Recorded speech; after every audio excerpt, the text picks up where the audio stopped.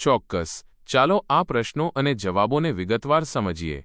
વર્તનના જૈવિક આધારો. 24. પુખ્ત વયે માણસની કરોડરજ્જુની લંબાઈ સામાન્ય રીતે કેટલી હોય છે? જવાબ: એ. 42-45 સેન્ટીમીટર. સમજૂતી: પુખ્ત વયે કરોડરજ્જુની લંબાઈ લગભગ 42-45 સેન્ટીમીટર હોય છે.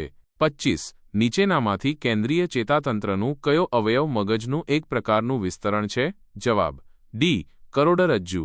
સમજૂતી: કરોડરજ્જુ એ મગજનું જ વિસ્તરણ છે, જે કરોડરજ્જુના હાડકામાં સુરક્ષિત રીતે આવેલું છે.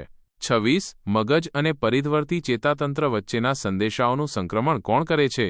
જવાબ: એ. કરોડરજ્જુ. સમજૂતી: કરોડરજ્જુ મગજ અને પરિધ્વર્તી ચેતાતંત્ર વચ્ચે સંદેશાઓનું સંક્રમણ કરે છે. 27. ગરમ પદાર્થને હાથ અડકી જાય તો તુરત જ હાથ પાછો ખેંચાઈ જાય છે. આવી પ્રતિક્ષિપ્ત ક્રિયાઓનું નિયંત્રણ કોના દ્વારા થાય છે? જવાબ: ડી. કરોડરજ્જુ. સમજૂતી: પ્રતિક્ષિપ્ત ક્રિયાઓ રિફ્લેક્સ એક્શન્સનું નિયંત્રણ કરોડરજ્જુ દ્વારા થાય છે. 28. મગજનો સૌથી પ્રાથમિક સ્વરૂપનો ભાગ એટલે? જવાબ: બી. મસ્તિષ્ક પ્રકાંડ બ્રેઇન સ્ટેમ. સમજૂતી: મસ્તિષ્ક પ્રકાંડ એ મગજનો સૌથી પ્રાથમિક ભાગ છે, જે જીવન ટકાવી રાખવા માટે જરૂરી કાર્યોનું નિયંત્રણ કરે છે.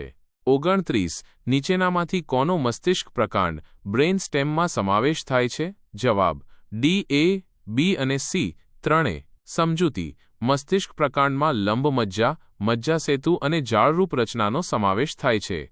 30. કરોડરજ્જુના જ એક સળંગ અંગ તરીકે તેના ઉપરના છેડે આવેલા મોટા ભાગને શું કહે છે? જવાબ: એ. લંબ મજ્જા. સમજૂતી: લંબ મજ્જા કરોડરજ્જુના ઉપરના છેડે આવેલો ભાગ છે.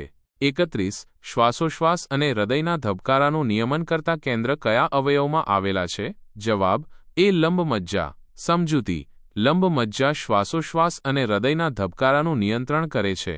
32. લંબ મજ્જાની ઉપર અને મસ્તિષ્ક પ્રકાંડની ટોચ પર આવેલા ભાગને કહે છે? જવાબ: બી. મજ્જાસેતુ. સમજૂતી: મજ્જાસેતુ લંબ મજ્જાની ઉપર અને મસ્તિષ્ક પ્રકાંડની ટોચ પર આવેલું છે. 33. મગજમાં પ્રવેશવા માંગતા સંદેશાઓનું ચયન સ્ક્રીનિંગ કોણ કરે છે? જવાબ: સી. થેલેમસ. સમજૂતી: થેલેમસ મગજમાં પ્રવેશતા સંદેશાઓનું સ્ક્રીનિંગ કરે છે. 34. આપણા શરીરનું સમતોલપણું બેલેન્સ સાચવવાનું કાર્ય કોણ કરે છે? જવાબ: બી. નાનું મગજ. સમજૂતી: નાનું મગજ શરીરનું સમતોલપણું જાળવી રાખે છે. 35. નૃત્ય કે એથ્લેટિક કૌશલ્યમાં જે હિલચાલો થાય છે, તેના સંકલનમાં કોનો ફાળો મહત્વનો છે? જવાબ: બી. નાનું મગજ. સમજૂતી: નાનું મગજ નૃત્ય અને એથ્લેટિક કૌશલ્યમાં હલનચલનનું સંકલન કરે છે. 36. મોટા મગજના બે અર્ધગોળાર્ધની વચ્ચેના ભાગમાં આવેલ રાખોડી પદાર્થના જથ્થાને શું કહે છે? જવાબ: એ. થેલેમસ. સમજૂતી: થેલેમસ મોટા મગજના બે અર્ધગોળાર્ધની વચ્ચે આવેલું છે. 37. મગજના નિમ્ન અને ઉચ્ચ કેન્દ્રો વચ્ચેનું પ્રસારણ કેન્દ્ર એટલે? જવાબ: સી. થેલેમસ. સમજૂતી: થેલેમસ મગજના નિમ્ન અને ઉચ્ચ કેન્દ્રો વચ્ચે સંદેશાઓનું પ્રસારણ કરે છે.